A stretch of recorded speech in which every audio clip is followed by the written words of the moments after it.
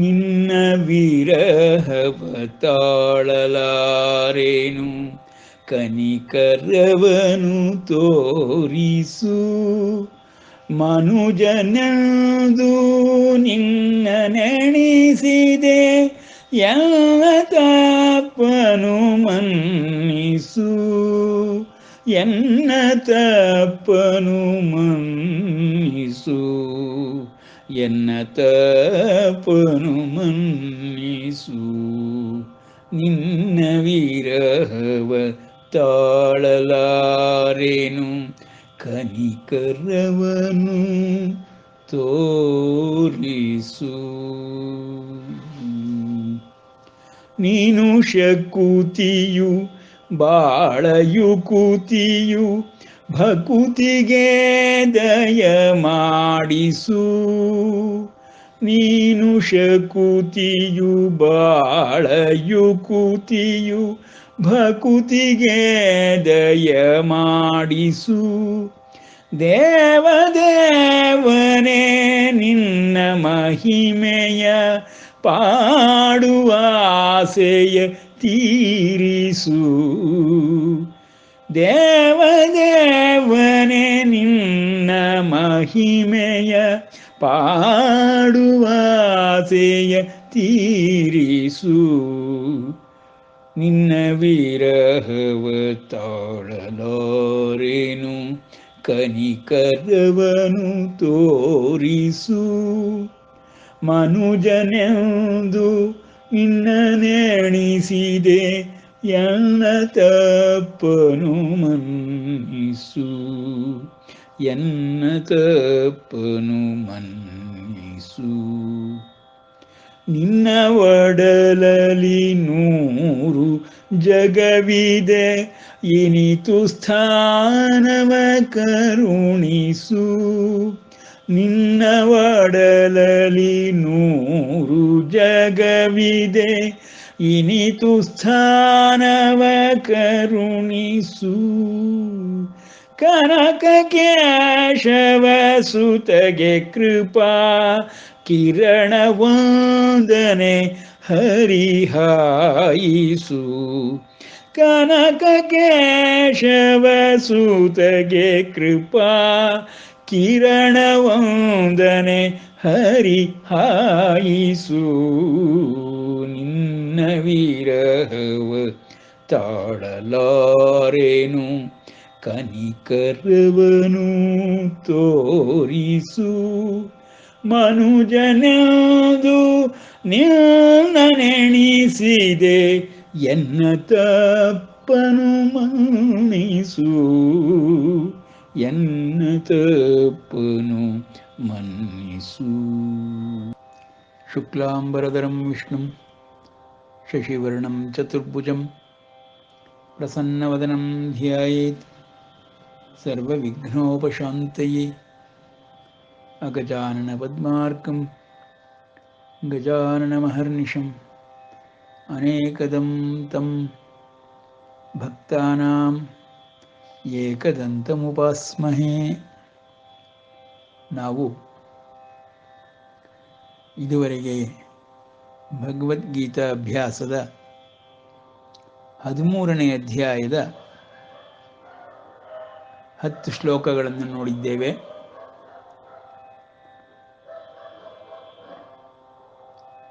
ಇದುವರೆಗೆ ನಾವು 2ನೇ ಅಧ್ಯಾಯದಿಂದ ಭಗವದ್ವಾಣಿಯಿಂದ ತಿಳಿದುಕೊಂಡ ವಿಷಯಗಳನ್ನು ಸಂಕ್ಷಿಪ್ತವಾಗಿ ಹೇಳುವುದಾದರೆ, ಪರಮಾತ್ಮ 2ನೇ ಅಧ್ಯಾಯದಲ್ಲಿ ಆರಂಭಿಸಿದಂತೆ ದೇಹ, ಸಕಲ ಜೀವರಾಶಿಗಳ ದೇಹ, ದೇಹದ ಒಳಗಿರುವ ದೇಹಿ ಮತ್ತು ದೇಹಿಯ ಒಳಗಿರುವ ಆತ್ಮ ಪರಮಾತ್ಮ, ಇಷ್ಟನ್ನು 12 ಅಧ್ಯಾಯಗಳಲ್ಲಿ ವಿವರಿಸುತ್ತಾ ಪರಮಾತ್ಮ ಒಂದೊಂದಾಗಿ ಈ 4 ಪದಗಳನ್ನು ತಿಳಿಸಿಕೊಟ್ಟಿದ್ದಾನೆ. ದೇಹವನ್ನಾಗಲಿ, ದೇಹಿಯನ್ನಾಗಲಿ, ಆತ್ಮನನ್ನಾಗಲಿ, ಪರಮಾತ್ಮನನ್ನಾಗಲಿ ತಿಳಿಸಿಕೊಟ್ಟಿದ್ದಾನೆ. 2ನೇ ಅಧ್ಯಾಯದಲ್ಲಿ ಆರಂಭವಾದಂತಹ ಈ ಬ್ರಹ್ಮವಿದ್ಯೆ, ಬ್ರಹ್ಮ ವ್ಯವಸ್ಥೆ, ದಿವ್ಯ ವ್ಯವಸ್ಥೆ ಎಂಬುದನ್ನು ಹೇಗೆ ಪರಮಾತ್ಮ ಬಿಚ್ಚಿಡುತ್ತಾ ಹೋಗುತ್ತಾನೆ. ಒಂದು ವ್ಯವಸ್ಥೆಯನ್ನು ಅಷ್ಟು ಸುಲಭವಾಗಿ ಅರ್ಥ ಮಾಡಿಕೊಳ್ಳಕ್ಕಾಗುವುದಿಲ್ಲ. ಆದರೂ ಅರ್ಜುನನಿಗೆ ಸಂಕ್ಷೇಪವಾಗಿ ಹೇಳಿ ಅವನ ಸೃಷ್ಟಿ, ಅವನು ವಿಶ್ವಾತ್ಮನಾಗಿ ಈ ವಿಶ್ವದ ಸೃಷ್ಟಿಯ ಹಿಂದಿರುವುದು, ಇಡೀ ವಿಶ್ವವನ್ನೇ ನಿಯಂತ್ರಣದಲ್ಲಿಟ್ಟುಕೊಂಡಿರುವುದು ಮತ್ತು ಪರಮಾತ್ಮ, ಪರಬ್ರಹ್ಮ, ಪರಮಪುರುಷ ಇವನ ಲಕ್ಷಣಗಳನ್ನು ತಿಳಿಸಿ ಪ್ರತಿಯೊಂದು ಜೀವಾತ್ಮನ ಲಕ್ಷಣವನ್ನು ತಿಳಿಸಿ ದೇಹಿಯ ವಿಷಯವಾಗಿ ಶರೀರತ್ರಯದ ವಿಷಯಗಳನ್ನು ತಿಳಿಸಿದ ಪರಮಾತ್ಮ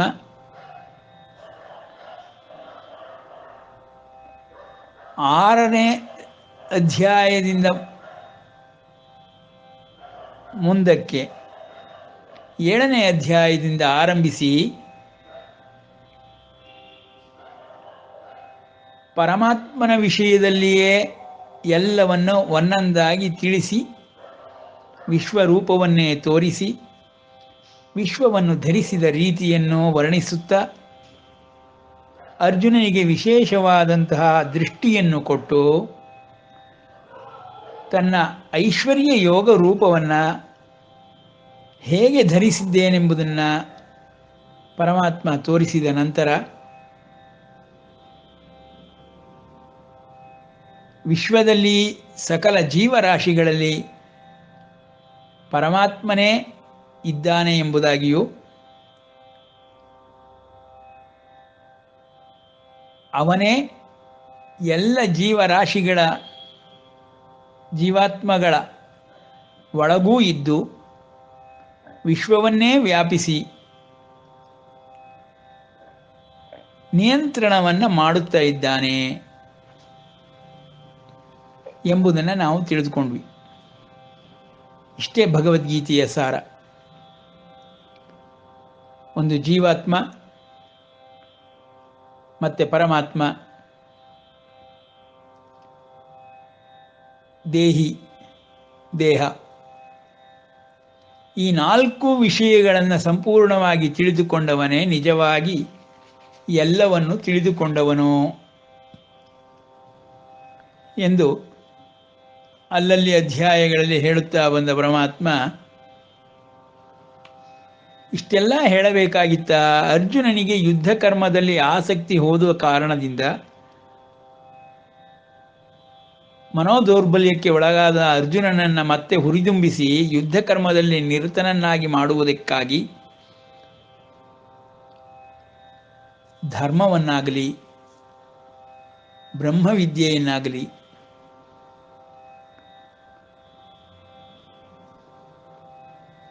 ಕೃಷ್ಣ ಪರಮಾತ್ಮನಿಗೆ ಹೇಳುವ ಅನಿವಾರ್ಯ ಸಂದಿಗ್ಧ ಸ್ಥಿತಿ ಒದಗಿದ್ದರಿಂದ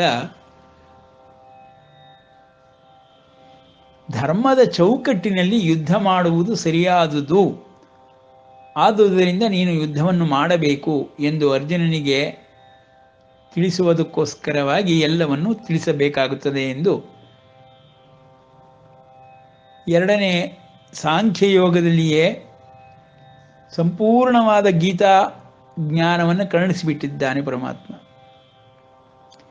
ಸರಿಯಾಗಿ ನಾವು ಅರ್ಥ ಮಾಡಿಕೊಂಡು ಬಿಟ್ಟರೆ 2ನೇ ಅಧ್ಯಾಯದಲ್ಲಿ ದೇಹತ್ರಯಗಳನ್ನಾಗಲಿ ದೇಹಿಯನ್ನಾಗಲಿ ಆತ್ಮನ್ ಅನ್ನಿಸಿಕೊಂಡಿರುವಂತಹ ದೇಹಿಯೊಳಗಿರುವ ಆತ್ಮ ಪರಮಾತ್ಮನಾಗಲಿ ಸಂಪೂರ್ಣವಾಗಿ ಅರ್ಥ ಮಾಡಿಕೊಳ್ಳಬಹುದು. ಆದರೆ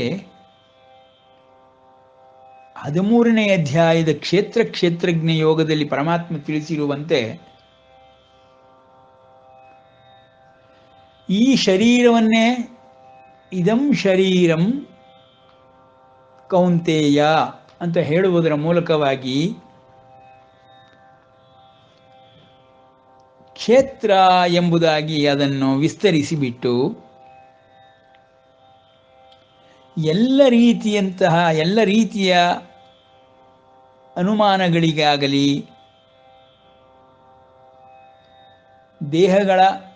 ದೇಹಿಯ ಮತ್ತು ಜೀವಾತ್ಮನ ಪರಮಾತ್ಮನ ಸಂಬಂಧಗಳನ್ನು ತಿಳಿದುಕೊಳ್ಳಲಾರದ ರೀತಿಯಲ್ಲಿ ಜಟಿಲವಾಗಿ ವಿಧವಾಗಿ ಋಷಿಮುನಿಗಳು ವಿಧವಾದ ಛಂದಸ್ಸಿನಲ್ಲಿ ಹಾಡಿದ್ದಾರೆ. ನಾನು ಎಲ್ಲವನ್ನೂ ಸಂಕ್ಷೇಪವಾಗಿ ಹೇಳುತ್ತಾ ಬಂದಿದ್ದೇನೆ. ಆ ಋಷಿಮುನಿಗಳಿಂದ ಸರಿಯಾದ ಅರ್ಥದಲ್ಲಿ ಎಲ್ಲವನ್ನು ವ್ಯವಸ್ಥೆಯನ್ನೇ ತಿಳಿದುಕೊಳ್ಳುವುದು. ನೋಡಿ, ಋಷಿಗಳಿಗೆ ಅಗ್ರಸ್ಥಾನವನ್ನು ಪರಮಾತ್ಮ ಕೊಟ್ಟುಬಿಟ್ಟ. ತತ್ವದರ್ಶಿಭಿ, ತತ್ವಜ್ಞ ಎಂಬ ಪದಗಳಿಂದ ಮೊದಲ ಅಧ್ಯಾಯಗಳಲ್ಲಿ ತಿಳಿಸಿದ ಪರಮಾತ್ಮ ತದ್ವಿಧಿ ಪ್ರಣಿಪಾತೇನ ಪರಿಪ್ರಶ್ನೇನ ಸೇವಯ ಉಪದೇಕ್ಷ್ಯಂತಿ ತೇ ಜ್ಞಾನಂ ಜ್ಞಾನಿನಃ ತತ್ವದರ್ಶಿನಃ. ಯಾರು ನಿಜವಾದ ತತ್ವವನ್ನು ತಿಳಿದುಕೊಂಡಿದ್ದಾರೋ ಅಂತಹ ಋಷಿಮುನಿಗಳಪ್ಪ, ಅವರೇ ಈ ಬ್ರಹ್ಮವಿದ್ಯೆಯ ವಿಷಯದಲ್ಲಿ ದಿವ್ಯ ವ್ಯವಸ್ಥೆಯ ವಿಷಯದಲ್ಲಿ ಸಂಪೂರ್ಣವಾಗಿ ಛಂದೋಬದ್ಧವಾಗಿ ವಿಧವಾಗಿ ಹಾಡಿದ್ದಾರೆ. ಎಲ್ಲ ವೇದಗಳನ್ನು ಸಂಪೂರ್ಣವಾಗಿ ಅವರೇ ಎಲ್ಲವನ್ನೂ ಕಾಪಾಡಿಕೊಂಡು ಬಂದಿದ್ದಾರೆ. ಆದುದರಿಂದ ಈ ಒಂದು ಭಗವದ್ಗೀತೆಯ ಯೋಗಶಾಸ್ತ್ರವೆಂದಾಗಲಿ ಬ್ರಹ್ಮವಿದ್ಯೆಯಿಂದಾಗಲಿ ದಿವ್ಯ ವ್ಯವಸ್ಥೆಯಿಂದಾಗಲಿ ತಿಳಿದುಕೊಳ್ಳಬೇಕೆಂದರೆ ಋಷಿಮುನಿಗಳ ವ್ಯಾಖ್ಯಾನ, ಭಾಷ್ಯ, ಧ್ವನಿ, ಭಾವಾರ್ಥ ಮತ್ತು ತತ್ವಾರ್ಥಗಳನ್ನು ಸರಿಯಾಗಿ ತಿಳಿದುಕೊಳ್ಳಬೇಕು ಎನ್ನುವ ಅರ್ಥದಲ್ಲಿ ಕ್ಷೇತ್ರ ಮತ್ತು ಕ್ಷೇತ್ರಜ್ಞರ ಸಂಬಂಧವನ್ನು ವಿವರಿಸುತ್ತಾ ಪರಮಾತ್ಮ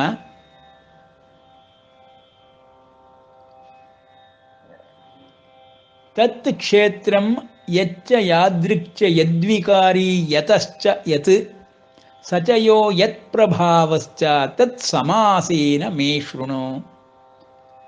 ಋಷಿಭಿ ಬಹುಧಾ ಗೀತಂ ಛಂದೋಭಿ ವಿವಿಧೈಃ ಪೃಥಕ್.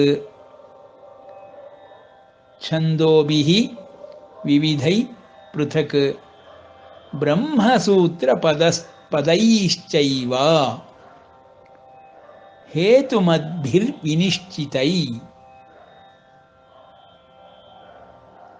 ನೋಡಿ, ಇಲ್ಲಿ ನಾವು ಇದುವರೆಗೆ ಬ್ರಹ್ಮವಿದ್ಯೆಯ ಬಗ್ಗೆಯಾಗಲಿ ದಿವ್ಯ ವ್ಯವಸ್ಥೆಯ ಬಗ್ಗೆಯಾಗಲಿ ಜ್ಞಾನವನ್ನಷ್ಟೇ ತಿಳಿದುಕೊಳ್ಳುತ್ತಾ ಇದ್ದೇವೆ. 6ನೇ ಅಧ್ಯಾಯದಲ್ಲಿ ಧ್ಯಾನ ಯೋಗವಾದ ಪ್ರಯೋಗಾತ್ಮಕವಾದಂಥ ಸಕಲ ಭೂತಾತ್ಮಗಳಿಗೆ ನಿಲುಕುವಂಥ ಆತ್ಮ ಸಾಕ್ಷಾತ್ಕಾರವಾಗಲಿ ಪರಮಾತ್ಮ ಸಾಕ್ಷಾತ್ಕಾರವಾಗಲಿ ಹೇಗೆ ಪಡೆಯಬೇಕೆಂಬುದನ್ನು ತಿಳಿಸಿಕೊಟ್ಟ ಪರಮಾತ್ಮ 11ನೇ ಅಧ್ಯಾಯದಲ್ಲಿ ವಿಶ್ವರೂಪ ದರ್ಶನವನ್ನು ಕೊಡುವುದರ ಮೂಲಕವಾಗಿ, ವಿಶೇಷ ದೃಷ್ಟಿಯನ್ನೂ ಕೊಡುವುದರ ಮೂಲಕವಾಗಿ ತನ್ನ ಯೋಗ ಸಿದ್ಧಿ ಮತ್ತು ಸಾಮರ್ಥ್ಯಗಳನ್ನು ಪ್ರಯೋಗಾತ್ಮಕವಾಗಿ ತೋರಿಸಿದ ಪರಮಾತ್ಮ ಸಂಪೂರ್ಣ ಈ ಗೀತಾ ಜ್ಞಾನವನ್ನೇ ವಿವರಣೆಯ ಭಾಗ ಮತ್ತು ಪ್ರಯೋಗಾತ್ಮಕವಾದ ಭಾಗ ಪ್ರತಿಯೊಬ್ಬರೂ ಅಭ್ಯಾಸ ಮಾಡಿ ಈ ಒಂದು ವಿವಿಧ ಸ್ತರಗಳನ್ನು ತಲುಪುವ ಮಾರ್ಗವನ್ನು ತೋರಿಸಿಕೊಟ್ಬಿಟ್ಟಿದ್ದಾನೆ. ನಾವೆಲ್ಲರೂ ಭಗವದ್ಗೀತೆಯನ್ನು ಬಹಳ ಜನಗಳಿಂದ ಕೇಳಿದ್ದೇವೆ,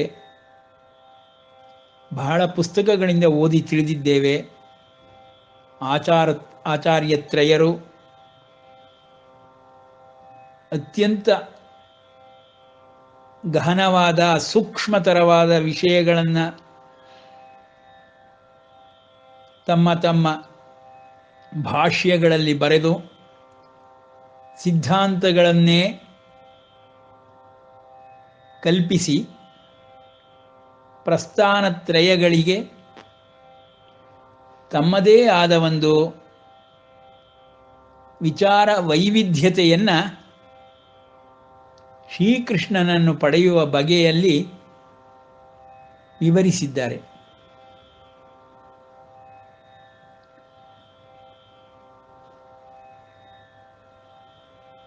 ಇದರಲ್ಲಿ ಪ್ರಸ್ಥಾನತ್ರಯಗಳಲ್ಲಿ ಆಗಲಿ, ವ್ಯಾಸರಿಂದ ನಿರ್ಮಿತವಾದಂತಹ ವೇದಗಳು ಮತ್ತು ಭಗವದ್ಗೀತೆಯಾಗಲಿ, ಯಾವ ರೀತಿಯ ಭಿನ್ನಾಭಿಪ್ರಾಯಗಳಿಗಾಗಲಿ, ಯಾವ ರೀತಿಯ ಬೇರೆ ಬೇರೆ ಸಿದ್ಧಾಂತಗಳಿಗಾಗಲಿ ಅವಕಾಶವಿಲ್ಲದ ರೀತಿಯಲ್ಲಿಯೇ ಬರೆದಿದ್ದಾರೆ.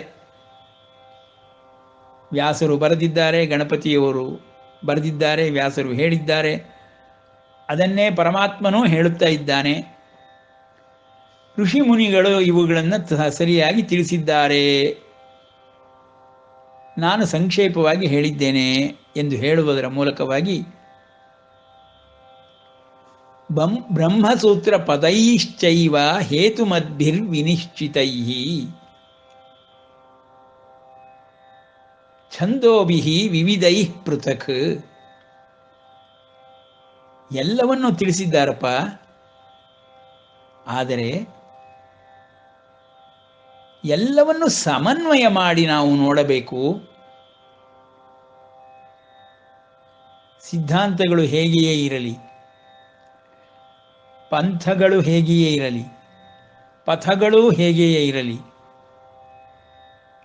ಗುರಿ ಒಂದೇ, ಪರಮಾತ್ಮನ ಪ್ರಾಪ್ತಿ. ಪರಮಾತ್ಮ ಪ್ರಾಪ್ತಿಗೆ ಹಲವಾರು ಪಥಗಳಿದೆ, ಪಂಥಗಳಿದೆ. ನಾವು ಗುರಿಯನ್ನು ಬಿಡುವಂತಿಲ್ಲ.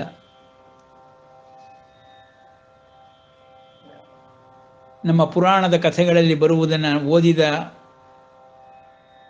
ಮೇಲೆ ಇದು ಒಂದು ರೀತಿಯ ಗೌತಮ ಋಷಿಯ ಶಾಪವೋ ಎಂಬಂತೆ ಪ್ರತಿಬಿಂಬಿಸುತ್ತಿದೆ ಇಂದಿನ ಈ ಕಲಿಯುಗದ ಸಮಾಜ. ಏಕೆಂದರೆ ಎಲ್ಲವೂ ಪರಮಾತ್ಮನನ್ನೇ ಸೇರುವುದು, ಪರಮಾತ್ಮನಲ್ಲಿಯೇ ಐಕ್ಯ ಹೊಂದುವುದು, ಪರಮಾತ್ಮನನ್ನೇ ಪ್ರಾಪ್ತಿಯನ್ನಾಗಿಸುವುದು. ಆದಾಗ್ಯೂ ತಮ್ಮ ತಮ್ಮ ಪಥಗಳೇ ಶ್ರೇಷ್ಠವಾದದ್ದು, ತಮ್ಮ ತಮ್ಮ ಆಚಾರ್ಯರು, ತಮ್ಮ ತಮ್ಮ ಗುರುಗಳು ಶ್ರೇಷ್ಠರು, ಆ ಪಥಗಳಲ್ಲಿಯೇ ಹೋಗಬೇಕು, ಆಗಲೇ ಸರಿಯಾದ ಜ್ಞಾನ ಎಂಬುದರ ಕಡೆ ಎಲ್ಲರೂ ಗಮನವನ್ನು ಕೊಡುತ್ತಾ ಅಭ್ಯಾಸದ ಪ್ರಯೋಗಾತ್ಮಕವಾದ ಹಾದಿಯನ್ನೇ ಎಲ್ಲರೂ ಮರೆತು ಬಿಟ್ಟಿದ್ದಾರೆ. ಯಾರೂ ಸಾಧಕರಾಗಿ ಸಾಧಿಸಲು ಅನುವಾಗಿಲ್ಲ. ಗತಾನುಗತಿಕೋ ಲೋಕಃ ನ ಲೋಕಃ ಪಾರಮಾರ್ಥಿಕಃ ಎಂಬಂತೆ ಎಲ್ಲರೂ ವಿವರಣೆಗಳನ್ನು ಕೊಡುವುದರಲ್ಲಿಯೇ, ಉಪದೇಶವನ್ನು ಮಾಡುವುದರಲ್ಲಿಯೇ ಸಾವಿರಾರು ವರ್ಷಗಳನ್ನು ಕಳೆದುಕೊಂಡು ಬಂದಿದ್ದಾರೆ.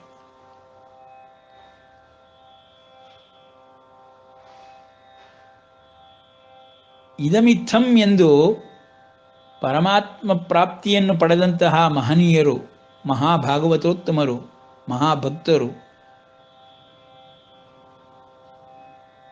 ಯೋಗಿಗಳು ಅಲ್ಲೊಮ್ಮೆ ಇಲ್ಲೊಮ್ಮೆ ಆಗೊಮ್ಮೆ ಈಗೊಮ್ಮೆ ನೂರಾರು ವರ್ಷಗಳ ನಂತರದಲ್ಲಿ ಬಂದು ಹೋಗಿದ್ದಾರೆ. ಅವರು ಪ್ರಯೋಗಾತ್ಮಕವಾಗಿ ಪರಮಾತ್ಮನನ್ನು ಕಂಡಂಥ ಮಹನೀಯರು.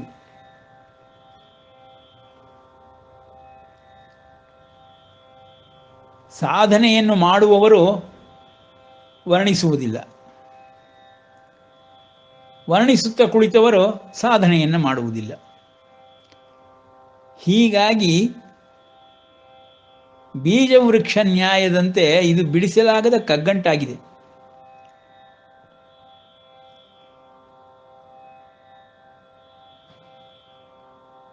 ಭಗವದ್ಗೀತೆಯ ಮೂಲ ಉದ್ದೇಶ ಭಗವತ್ ಪ್ರಾಪ್ತಿ. ಅದಕ್ಕೆ ಇರುವ ಹಲವಾರು ಮಾರ್ಗಗಳನ್ನು ಪರಮಾತ್ಮ ತಿಳಿಸಿದ್ದಾನೆ. ಎಲ್ಲ ಜೀವಗಳು ದೇಹ ರೂಪದಲ್ಲಿ ನಮಗೆ ಕಾಣಿಸಿದರೂ ಎಲ್ಲ ದೇಹಗಳಲ್ಲಿರುವ ಜೀವ ನಾನೇ.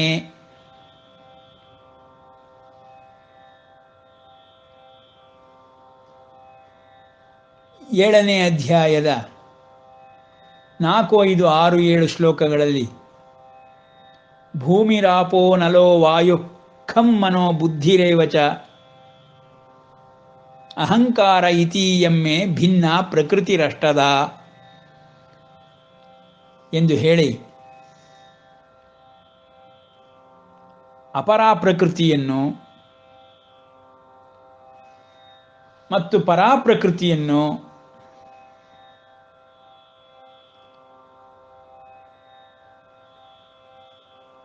ಏತದ್ ಯೋನೀನಿ ಭೂತಾನಿ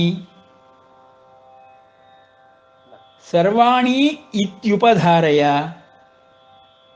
ಅಹಂ ಕೃತ್ಸ್ನಸ್ಯ ಜಗತಃ.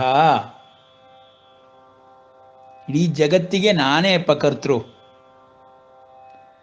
ಪ್ರಭವಃ ಪ್ರಳಯಃ ತಥಾ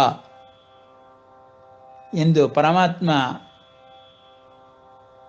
ಈ ಶ್ಲೋಕದಲ್ಲಿ ಹೇಳುವುದರ ಮೂಲಕವಾಗಿ ಜೀವಭೂತಾಂ ಮಹಾಬಾಹೋ ಯಯೇದಂ ಧಾರ್ಯತೆ ಜಗತ್. ಇಡೀ ಜಗತ್ತೆಲ್ಲವೂ ಜೀವರೂಪದಿಂದ ಧರಿಸಲ್ಪಟ್ಟಿದೆ. ಆ ಜೀವ ಎಂಬುವುದೇ ನನ್ನ ಪರಾಪ್ರಕೃತಿ. 8 ಅಪರಾಪ್ರಕೃತಿಗಳನ್ನು ತಿಳಿಸಿದ ಹಿಂದಿನ ಶ್ಲೋಕದಲ್ಲಿ ಪರಮಾತ್ಮ ಜೀವವನ್ನು ಪರಾಪ್ರಕೃತಿ ಎಂದು, ಸೂತ್ರೇ ಮಣಿಗಣ ಇವ ಮಯಿ ಸರ್ವಮಿದಂ ಪ್ರೋತಂ ಸೂತ್ರೇ ಮಣಿಗಣ ಇವ ಎಂದು ಅನುಮಾನವೇ ಬಾರದ ರೀತಿಯಲ್ಲಿ ಸ್ಪಷ್ಟವಾಗಿ ತಿಳಿಸಿಬಿಟ್ಟಿದ್ದಾನೆ. ಅಹಮಾತ್ಮ ಗುಡಾಕೇಶ ಎಂದೂ ಸಹಿತ 10ನೇ ಅಧ್ಯಾಯದ 20ನೇ ಶ್ಲೋಕದಲ್ಲಿ ಪರಮಾತ್ಮ ತಿಳಿಸುವುದರ ಮೂಲಕವಾಗಿ ಜೀವವು ಹೇಗೆ ಮಣಿಗಣಗಳಂತೆ ಸೂತ್ರವಾಗಿ ಪೋಣಿಸಿದೆಯೋ ಹಾಗೆಯೇ ಎಲ್ಲ ದೇಹಗಳಲ್ಲೂ ದೇಹಿಯ ಒಳಗಿರುವ ಆತ್ಮನೂ ನಾನೇ. ಅಹಮಾತ್ಮ ಗುಡಾಕೇಶ 10ನೇ ಅಧ್ಯಾಯದಲ್ಲಿ ಪರಮಾತ್ಮ ಆತ್ಮ ಪದವನ್ನು ಪರಿಚಯಿಸ್ತಾನೆ. ಏನು ವಿಸ್ಮಯ ಅಂದರೆ, ಏನು ವಿಶೇಷ ಅಂದರೆ, 2ನೇ ಅಧ್ಯಾಯದಲ್ಲಿ ಆತ್ಮ ಎಂದು ಪರಮಾತ್ಮ ಯಾವುದೇ ಪದಗಳನ್ನು ಹಾಕಿಯೇ ಇಲ್ಲ. ಸಾಂಖ್ಯಯೋಗದಲ್ಲಿ ದೇಹ ಮತ್ತು ದೇಹಿ ಎರಡೇ ಪದಗಳನ್ನು ಪರಿಚಯಿಸಿ ದೇಹಿಯ ಲಕ್ಷಣಗಳನ್ನೇ ಹೇಳುತ್ತಾ ಹೋಗಿದ್ದಾನೆ. ಶರೀರತ್ರಯಗಳ ವಿಷಯಗಳನ್ನೇ ತಿಳಿಸುತ್ತಿದ್ದಾನೆ. ನೋಡಿ, ಅರ್ಜುನ ವಿಷಾದ ಯೋಗದಲ್ಲಿ ಅರ್ಜುನ ವಿಷಾದವನ್ನು ವ್ಯಕ್ತಪಡಿಸಿದ ನಂತರ ಸಂಜಯನು ಈ ರೀತಿ ವಿಷಾದವನ್ನು ವ್ಯಕ್ತಪಡಿಸಿದ ಅರ್ಜುನ ಯುದ್ಧವಾಡುವುದಿಲ್ಲವೆಂದು ಬಿಲ್ಲು ಬಾಣಗಳನ್ನು ಬಿಟ್ಟು ಕುಳಿತು ಬಿಟ್ಟನೋ ಎಂದು ತಿಳಿಸಿದ ತಕ್ಷಣ ಧೃತರಾಷ್ಟ್ರನಿಗೆ ಅರ್ಜುನನಿಗೆ ಉತ್ತರವಾಗಿ ಶ್ರೀಕೃಷ್ಣನು 2ನೇ ಅಧ್ಯಾಯದ 11ನೇ ಶ್ಲೋಕದಿಂದ ಹೇಳಲು ಆರಂಭಿಸುತ್ತಾನೆ. ಧರ್ಮವನ್ನು, ಧರ್ಮದ ಚೌಕಟ್ಟಿನಲ್ಲಿ ಮಾಡಬೇಕಾದ ಕರ್ಮವನ್ನು, ಆ ಕಾರಣದಿಂದ ಯುದ್ಧ ಕರ್ಮವನ್ನು ಅರ್ಜುನನು ಮಾಡಲೇಬೇಕೆಂದು ಪರಮಾತ್ಮ ಈ ಆತ್ಮಬೋಧೆಯನ್ನಾಗಲಿ ತತ್ವಬೋಧೆಯನ್ನಾಗಲಿ ಆರಂಭಿಸುತ್ತಾನೆ. ಸಾರಾಂಶವಾಗಿ ಆ 10 ಶ್ಲೋಕಗಳಲ್ಲಿಯೇ ಎಲ್ಲವನ್ನು ತಿಳಿದುಕೊಳ್ಳಬಹುದು. ಅಶೋಚ್ಯಾನನ್ವಶೋಚಸ್ತ್ವಂ ಪ್ರಜ್ಞಾವಾದಾಂಶ್ಚ ಭಾಷಸೆ ಗತಾಸೂನ ಗತಾಸೂಂಶ್ಚ ನಾನು ಶೋಚಂತಿ ಪಂಡಿತಾಃ ನತ್ವೇವಾಹಂ ಜಾತುಂ ನಾಸಂ ನತ್ವಂ ನೇಮೇ ಜನಾಧಿಪಾಃ.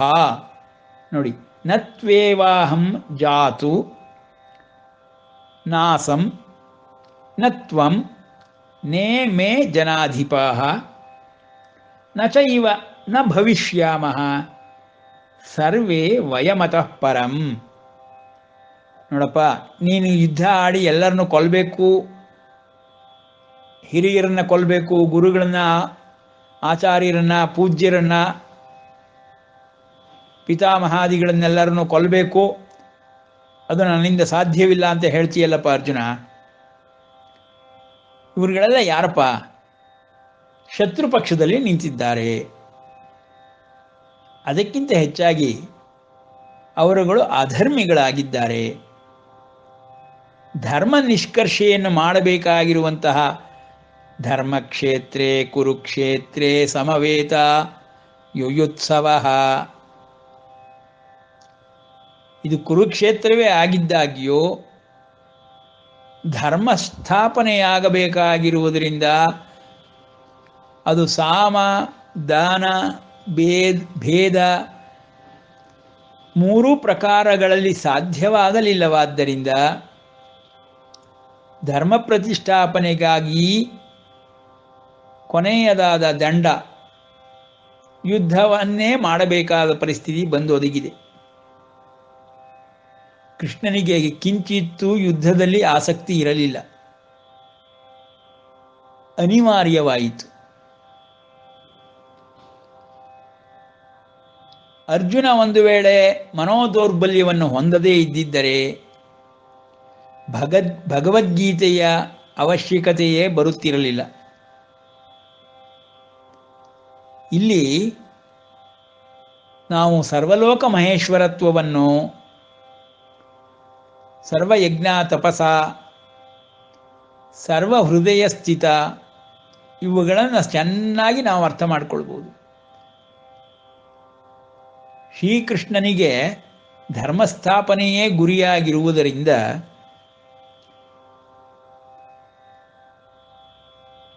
ಜೊತೆಗೆ ಮುಂದಿನ ಶ್ಲೋಕಗಳಲ್ಲಿ, ಅಧ್ಯಾಯಗಳಲ್ಲಿ ತಿಳಿಸುವಂತೆ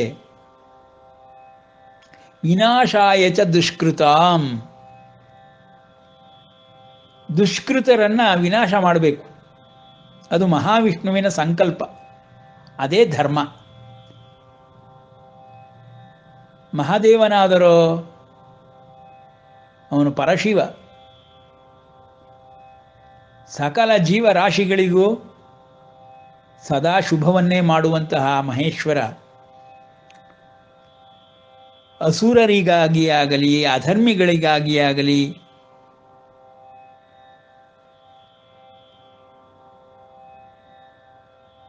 ವಿನಾಶಾಯ ಚ ದುಷ್ಕೃತಾಂ ಎಂದು ಅವತಾರಗಳನ್ನು ಎತ್ತುವುದೇ ಇಲ್ಲ. ಮಹಾವಿಷ್ಣುವೇ ತಿಳಿಸಿರುವಂತೆ ಯದಾ ಯದಾ ಹಿ ಧರ್ಮಸ್ಯ ಗ್ಲಾನಿರ್ಭವತಿ ಭಾರತ ಅಭ್ಯುತ್ಥಾನಮಧರ್ಮಸ್ಯ ತದಾತ್ಮಾನಂ ಸೃಜಾಮ್ಯಹಂ. ಪರಮಾತ್ಮನೇ ಎಲ್ಲವನ್ನೂ ಸೃಷ್ಟಿಸಿದ್ದೇನೆ ಅಂತ ಹೇಳಿದ ಮೇಲೂ ಸೃಜಾಮ್ಯಹಂ, ತನ್ನನ್ನೂ ತಾನು ಸೃಷ್ಟಿ ಮಾಡಿಸಿಕೊಳ್ಳಬಲ್ಲೆ. ಯಾವ ಕಾರಣಕ್ಕಾಗಿ ಸೃಷ್ಟಿ ಮಾಡಿಕೊಳ್ಳಬಲ್ಲೆ? ಧರ್ಮದ ಅವನತಿಯಾದಾಗ ಧರ್ಮ ಸ್ಥಾಪನೆಗಾಗಿ ಮಾಡಿಕೊಳ್ಳಬಲ್ಲೆ. ಧರ್ಮದ ಅವನತಿಯಾಗದೆ ಲೋಕದೊಳಗೆ ಸಾಕಷ್ಟು ಹಲವಾರು ಸಾವಿರಾರು ಯುದ್ಧಗಳು ನಡೆದಿದೆ. ಮಹಾ ಹತ್ಯಾಕಾಂಡಗಳು ನಡೆದು ಹೋಗಿವೆ. ಅವೆಲ್ಲವೂ ಅಧರ್ಮವೆಂದು ಪರಮಾತ್ಮ ಎಲ್ಲೂ ಹೇಳಿಲ್ಲ. ಯುದ್ಧವನ್ನು ಅಧರ್ಮವೆಂದು ಎಂದೂ ಪರಿಗಣಿಸಿಲ್ಲ. ಧರ್ಮದ ಚೌಕಟ್ಟಿನಲ್ಲಿಯೇ ಯುದ್ಧ ಕರ್ಮವನ್ನು ಮಾಡಬೇಕು ಎಂಬುದೇ ಭಗವದ್ಗೀತೆಯ ಸಾರ. ಆ ಧರ್ಮವನ್ನು ತಿಳಿಸುವುದಕ್ಕೋಸ್ಕರವಾಗಿ ಭಗವದ್ಗೀತೆ. ಸೊ ಭಗವದ್ಗೀತೆಯಿಂದ ನಾವು ಏನು ಪ್ರಯೋಜನವನ್ನು ಪಡೆದುಕೊಳ್ಳಬಹುದು? ಈ ದಿವ್ಯ ವ್ಯವಸ್ಥೆಯೊಳಗೆ ಇರುವಂತಹ ಧರ್ಮದ ಚೌಕಟ್ಟು, ಧರ್ಮದ ಶಕ್ತಿ, ಧರ್ಮವೆಂಬುದೇ ಸಕಲ ಜೀವರಾಶಿಗಳಿಗೆ, ಇಡೀ ವಿಶ್ವಕ್ಕೆ, ವಿಶ್ವದ ಸೃಷ್ಟಿಗೆ ಕಾರಣವಾಗಿರುವಂತಹ ವಸ್ತು. ಅದನ್ನು, ಧರ್ಮವನ್ನು ಸರಿಯಾಗಿ ಅರ್ಥ ಮಾಡಿಕೊಳ್ಳದೆ ಮತವೆಂದು, ಜಾತಿಯೆಂದು, ವರ್ಣಗಳೆಂದು ತಿಳಿದುಕೊಳ್ಳದೆ ಹಲವಾರು ಧರ್ಮಗಳಿದೆ ಭೂಮಂಡಲದಲ್ಲಿ ಎಂದರು ಎಲ್ಲರೂ ಹೇಳುವರು. ಯಾರಿಗೂ ಧರ್ಮದ ವ್ಯಾಖ್ಯಾನವೇ ತಿಳಿಯದು, ಪರಿವ್ಯಾಖ್ಯೆಯೇ ತಿಳಿಯದು. ಪರಮಾತ್ಮ ಹೇಳಿರುವ ಧರ್ಮೋ ರಕ್ಷತಿ ರಕ್ಷಿತಃ, ಸ್ವಲ್ಪ ಧರ್ಮವನ್ನು ಆಚರಿಸಿದರೂ ಮಹಾಭಯದಿಂದ ಅವನನ್ನು ಕಾಪಾಡುತ್ತದೆ. ಯದ್ಯದಾಚರಿತಿ ಶ್ರೇಷ್ಠ,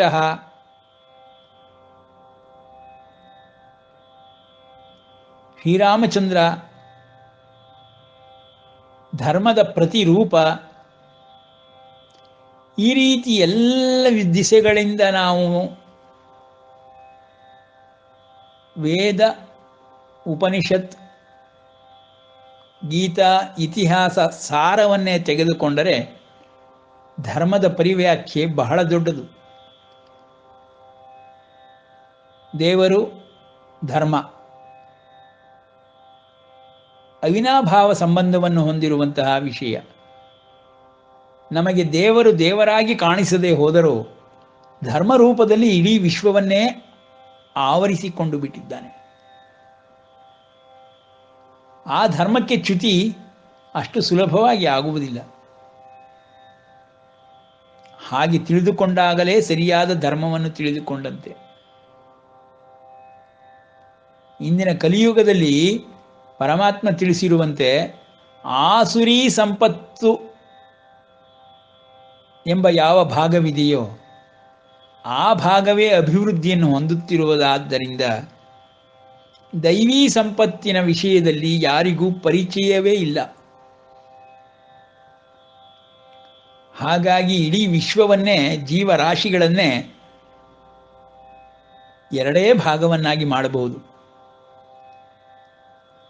ಆಸುರಿ ಸಂಪತ್ತು ಉಳ್ಳಂತಹ ಒಂದು ಭಾಗ, ದೈವೀ ಸಂಪತ್ತಿರುವಂತಹ ಇನ್ನೊಂದು ಭಾಗ.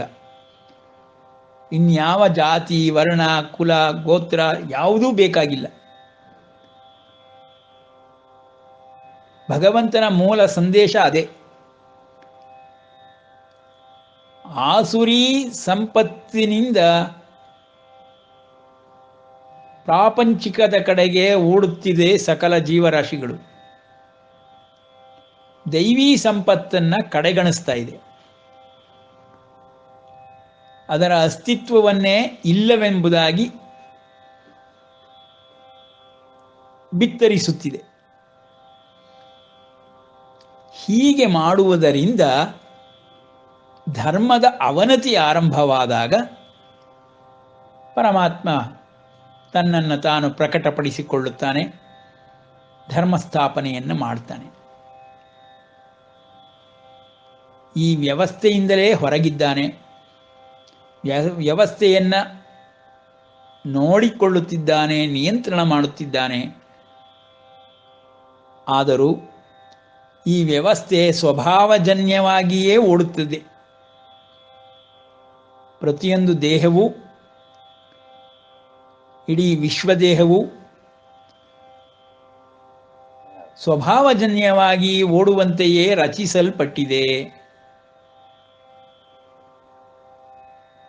ಇದರಲ್ಲಿ ಪರಮಾತ್ಮ ಯಾವುದೇ ರೀತಿಯ ಪ್ರವೇಶ ಮಾಡುವ ಅವಶ್ಯಕತೆಯೇ ಇಲ್ಲ. ಅವನು ಮಹೇಶ್ವರನಾಗಿ ಇದ್ದಾನೆ, ಹೊರಗುಳಿದಿದ್ದಾನೆ. ಭಕ್ತ ಪರಿಪಾಲನಾ ಧರ್ಮಕ್ಕೋಸ್ಕರವಾಗಿ ಆಗಾಗ್ಗೆ ಅವತರಿಸುತ್ತಾನೆ. ಇಲ್ಲ, ಧರ್ಮಕ್ಕೆ ಚ್ಯುತಿ ಉಂಟಾಗ ಅವತರಿಸುತ್ತಾನೆ. ಅವನು ಅಚ್ಯುತ, ಅವನೇ ಧರ್ಮ. ಅಚ್ಯುತನಿಗೆ ಚ್ಯುತಿಯಾಗುವುದು ಎನ್ನುವ ಅರ್ಥವೇ ಧರ್ಮದ ಗ್ಲಾನಿ ಆಗುತ್ತಾ ಇದೆ. ಆಗ ಅವನು ಅಚ್ಯುತನಾಗಿ ಬಂದು ಸರಿಪಡಿಸುತ್ತಾನೆ. ಇದೇ ಭಗವದ್ಗೀತೆಯ ಸಾರಾಂಶ. ಇನ್ನೆಲ್ಲವೂ ಇಹಲೋಕದಲ್ಲಿ ನಾವು ಮಾಡುತ್ತಿರುವಂತಹ ವ್ಯಾಪಾರಗಳು, ವ್ಯವಹಾರಗಳು.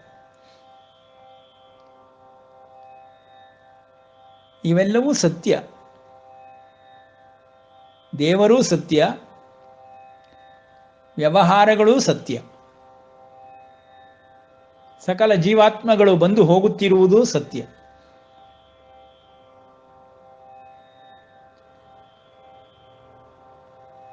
ದೇಹಿಯಾಗಿ ಬೇರೆ ಬೇರೆ ದೇಹಾಂತರ ಪ್ರಾಪ್ತಿಯನ್ನು ಹೊಂದುವುದು ಅದೇ ವಿಧಿ ನಿಯಮ. ತಮ್ಮ ತಮ್ಮ ಕರ್ಮಾನುಸಾರವಾಗಿ ಜೀವಸತ್ವದ ಅಭಿವೃದ್ಧಿಯನ್ನು ಮಾಡಿಕೊಳ್ಳಿಕ್ಕೋಸ್ಕರವಾಗಿ ವಿಧ ವಿಧವಾದ ಸ್ತರಗಳಲ್ಲಿ ಪ್ರಾಣಿ, ಸಸ್ಯ, ತರು ಹಾಗೂ ಮನುಷ್ಯನ ರೂಪದಲ್ಲಿ ವ್ಯಕ್ತನಾಗುತ್ತಾನೆ ಈ ಜೀವಾತ್ಮ. ಅವನು ಅವ್ಯಕ್ತನಾಗುವ ಕಡೆಗೆ ಹೋಗಬೇಕಾದಾಗ ಈ ಭಗವದ್ಗೀತೆಯ ಜ್ಞಾನದ ಸಹಾಯ ಬೇಕೇ ಬೇಕು. ಇದನ್ನೇ ಆಧ್ಯಾತ್ಮ ವಿದ್ಯೆ ಮತ್ತು ಆಧ್ಯಾತ್ಮ ಕರ್ಮ ಎಂದು ಅಧಿಯಜ್ಞ, ಅಧಿಭೂತ, ಅಧಿದೈವ ಎನ್ನುವ ಪದಗಳಿಂದ ಪರಿಚಯ ಮಾಡಿಸಿಕೊಟ್ಟು ಪರಮಾತ್ಮ ಗೀತಾಸಾರವನ್ನು ವಿಸ್ತರಿಸುತ್ತಾ ಇದ್ದಾನೆ. ಈ ರೀತಿ ನಾವು ತಿಳಿದುಕೊಂಡಾಗ ಪ್ರತಿಯೊಂದು ಭೂತಾತ್ಮನೋ ಜೀವಾತ್ಮನೋ ಇರುವ ದೇಹವನ್ನು ಕ್ಷೇತ್ರವೆಂದು ನಾವು ಹೇಳಲಾಗುವುದಿಲ್ಲ. ಯಾವಾಗ ಪರಮಾತ್ಮನ ಅಸ್ತಿತ್ವ ಆಗುತ್ತದೆಯೋ, ಯಾವಾಗ ಪರಮಾತ್ಮನು ಅವ್ಯಕ್ತನೋ ಅವ್ಯಯನೋ ಅನಾದಿಯೂ ಆದವನು ಪ್ರಕಟನಾಗುತ್ತಾನೋ, ಆಗ ಪ್ರಕಟವಾಗುವ ಆ ಶರೀರವನ್ನು, ಆ ಸ್ಥಳವನ್ನು ಕ್ಷೇತ್ರವೆಂದಾಗಿ ನಾವು ತಿಳಿದುಕೊಳ್ಳಬೇಕು. ಇದಂ ಶರೀರಂ ಕೌಂತೇಯ ಕ್ಷೇತ್ರಮಿತ್ಯಭಿಧೀಯತೆ ಎಂಬುದರಲ್ಲಿ ಇದಂ ಶರೀರಂ ಅಂದರೆ ನಮ್ಮ ಶರೀರ ಅನ್ನುವ ರೀತಿಯಲ್ಲಿ ತಿಳಿದುಕೊಳ್ಳಬಾರದು. ಸಕಲ ಜೀವರಾಶಿಗಳ ಭೂತಾತ್ಮಗಳ ಶರೀರ ಪರಮಾತ್ಮ ಹೇಳ್ತಾ ಇದ್ದಾನೆ, ಹಾಗಲ್ಲ. ಪರಮಾತ್ಮ ಪ್ರಕಟವಾಗುವುದಕ್ಕೆ, ಪರಮಾತ್ಮ ವ್ಯಕ್ತನಾಗುವುದಕ್ಕೆ ಯಾವ ಒಂದು ಶರೀರವನ್ನು ಉಪಯೋಗಿಸಿಕೊಳ್ಳುತ್ತಾನೋ, ಮಾಧ್ಯಮವಾಗಿ ಹಿಡಿಯುತ್ತಾನೆಯೋ, ಆ ಮಾಧ್ಯಮವನ್ನು ಕ್ಷೇತ್ರ ಎಂಬುದಾಗಿ ತಿಳಿದುಕೊಳ್ಳಬೇಕಪ್ಪ. ಆ ಶರೀರವನ್ನೇ ಕ್ಷೇತ್ರ ಅಂತ ಹೇಳ್ತಾರೆ. ಕೃಷ್ಣಾವತಾರದಲ್ಲಿ ಕೃಷ್ಣನ ದೇಹವನ್ನೇ ಕ್ಷೇತ್ರವೆಂದು, ರಾಮಾವತಾರದಲ್ಲಿ ರಾಮನ ದೇಹವನ್ನೇ ಕ್ಷೇತ್ರವೆಂದು ಹೇಳಬೇಕು. ಆಗ ಕ್ಷೇತ್ರಜ್ಞನಾಗಿ ಪರಮಾತ್ಮನ ಪ್ರಭಾವ ಕ್ಷೇತ್ರದ ಮೇಲೆ ಹೇಗುಂಟಾಗುತ್ತದೆ ಎಂಬುದನ್ನು ಈ ಅಧ್ಯಾಯದಲ್ಲಿ ಸಂಪೂರ್ಣವಾಗಿ ಪರಮಾತ್ಮ ತಿಳಿಸಿಕೊಡ್ತಾ ಇದ್ದಾನೆ. ಹೀಗೆ ತಿಳಿದುಕೊಂಡಾಗ ಪರಮಾತ್ಮನಾಗಲಿ ಸಗುಣ ಸಾಕಾರರಾದಂತಹ ದೇವತೆಗಳಾಗಲಿ ಜೀವಾತ್ಮರಾದಂತಹ ಸಕಲ ಪ್ರಾಣಿಗಳಾಗಲಿ ಸಕಲ ಜೀವಾತ್ಮಗಳಾಗಲಿ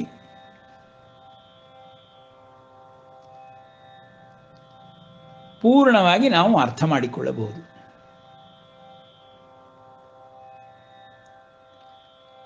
ಆ ಒಂದು ದಿಕ್ಕಿನಲ್ಲಿ ಪರಮಾತ್ಮ ಹೇಳುತ್ತಿರುವ ಕ್ಷೇತ್ರಜ್ಞ ಮತ್ತು ಕ್ಷೇತ್ರದ ವಿಷಯ ಏನೆಂದರೆ, ಕ್ಷೇತ್ರಜ್ಞನಾಗಿ ನನ್ನನ್ನು ತಿಳಿದುಕೋ, ಕ್ಷೇತ್ರಜ್ಞಂಚಾಪಿ ಮಾಂ ವಿದ್ಧಿ, ಸರ್ವಕ್ಷೇತ್ರೇಷು ಭಾರತ. ಕ್ಷೇತ್ರಜ್ಞಯೋರ್ಜ್ಞಾನಂ ಯತ್ ತತ್ ಜ್ಞಾನಂ ಮತಂ ಮಮ. ಇದು ಪರಮಾತ್ಮನ ಮತ. ನಿಜವಾಗಿಯೂ ಯಾರು ಕ್ಷೇತ್ರಜ್ಞನ ತಿಳಿದುಕೊಳ್ಳುತ್ತಾರೋ ಮತ್ತು ಕ್ಷೇತ್ರಜ್ಞನ ಪ್ರಭಾವ ಉಂಟಾಗುತ್ತಿರುವಂತಹ ಕ್ಷೇತ್ರವನ್ನು ತಿಳಿದುಕೊಳ್ಳುತ್ತಾರೋ ಅವರೇ ನಿಜವಾಗಿ ತಿಳಿದುಕೊಂಡವರು ಎಂಬುದು ನನ್ನ ಮತ. ಅದನ್ನು ಋಷಿ ಮುನಿಗಳು ಚೆನ್ನಾಗಿ ತಿಳಿದುಕೊಂಡಿದ್ದಾರೆ, ಹಾಡಿ ಹೊಗಳಿದ್ದಾರೆ. ಒಬ್ಬೊಬ್ಬ ಋಷಿ ಮುನಿಯು ಒಂದೊಂದು ರೀತಿಯಲ್ಲಿ ನೋಡಿ, ಸಮುದ್ರವನ್ನೇ ಸೇರುವ ನದಿಗಳು ವಿರುದ್ಧವಾದ ದಿಕ್ಕುಗಳಿಂದನೂ ಬರಬಹುದು, ವಿಧ ವಿಧವಾದ ದಿಕ್ಕುಗಳಿಂದಲೂ ಬರಬಹುದು, ಎಲ್ಲ ದಿಕ್ಕುಗಳಿಂದಲೂ ಬರಬಹುದು.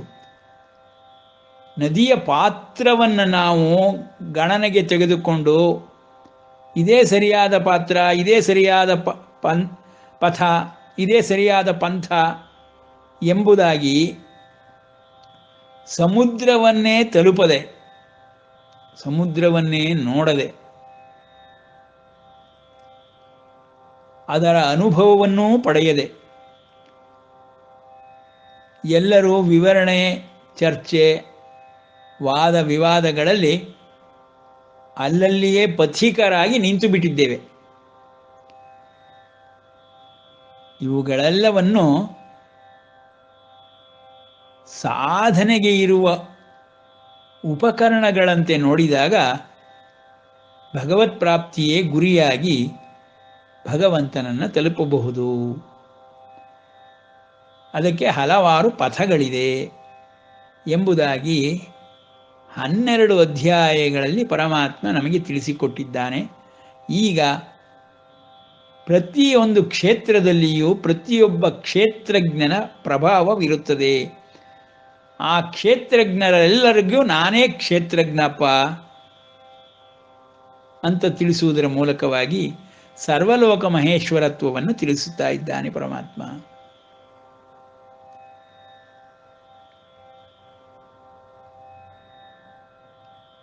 ಬಹಳ ಹಿಂದಿನಿಂದ, ಸಾವಿರಾರು ವರ್ಷಗಳ ಹಿಂದಿನಿಂದ ಬಂದಿರುವಂತಹ ಭಾರತ ವರ್ಷದಲ್ಲಿರುವ ವಾರಣಾಸಿ, ಕಾಶಿ,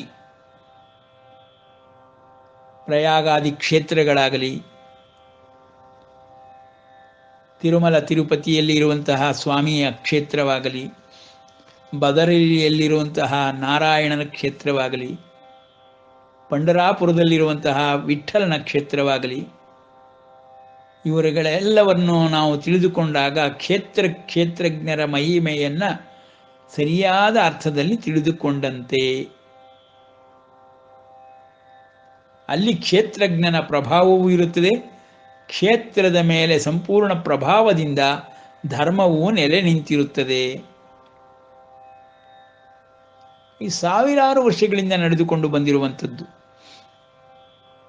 ಅವುಗಳನ್ನು ತಿಳಿಸುವುದಕ್ಕೋಸ್ಕರವಾಗಿ ಕ್ಷೇತ್ರಜ್ಞ ಪದಗಳ ಪರಿಚಯವನ್ನು ದೇಹಿ ದೇಹ ಎಂಬುದಾಗಿ ಭೂತಾತ್ಮನಿಗೆ ತಿಳಿಸಿದ ಪರಮಾತ್ಮ, ವಿಶ್ವಾತ್ಮ ವಿಶ್ವದೇಹ ಎಂಬು ತಿಳಿಸಿದ ಪರಮಾತ್ಮ ಈಗ ಕ್ಷೇತ್ರಜ್ಞ ಎಂದು ಭೂಮಂಡಲದ ಮೇಲೆ ಉಂಟಾಗಿರುವಂತಹ ಸಕಲ ಕ್ಷೇತ್ರಗಳ ವಿಷಯದಲ್ಲಿ ಕ್ಷೇತ್ರಜ್ಞನ ಪ್ರಭಾವವನ್ನು ತಿಳಿಸುತ್ತಾ ಇದ್ದಾನೆ.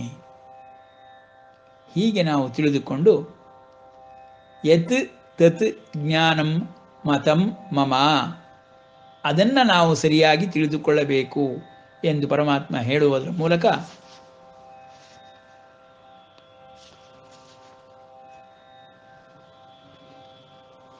ಏಳನೇ ಶ್ಲೋಕದಲ್ಲಿ ಅಮಾನಿತ್ವಂ ಅದಂಭಿತ್ವಂ ಅಹಿಂಸಾ ಕ್ಷಾಂತಿರಾರ್ಜವಂ ಆಚಾರ್ಯೋಪಾಸನಂ ಶೌಚಂ ಸ್ಥೈರ್ಯಮಾತ್ಮವಿನಿಗ್ರಹ ಇಂದ್ರಿಯಾರ್ಥೇಷು ವೈರಾಗ್ಯಂ ಅನಹಂಕಾರಮೇವ ಚ ಜನ್ಮ ಮೃತ್ಯುಜರ ವ್ಯಾಧಿ ದುಃಖ ದೋಷಾನುದರ್ಶನಂ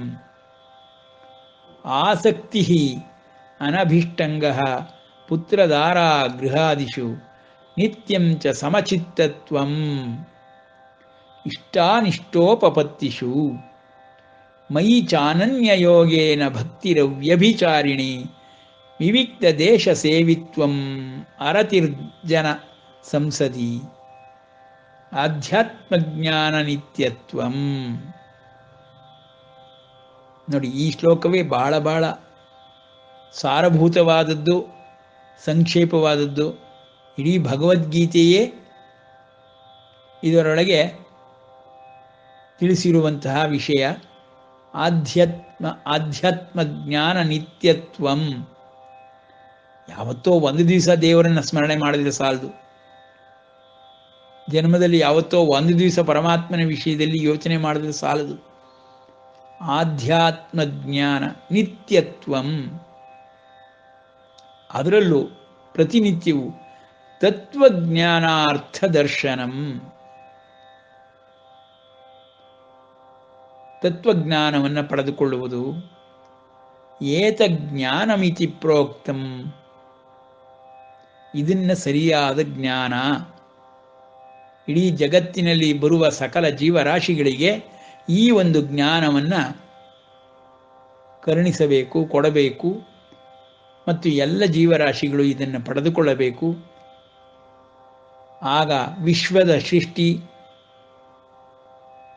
ವಿಶ್ವದಲ್ಲಿ ಬಂದು ಹೋಗುವ ಎಲ್ಲ ಜೀವರಾಶಿಗಳ ಗುರಿ, ಜೀವನ ಕ್ರಮ,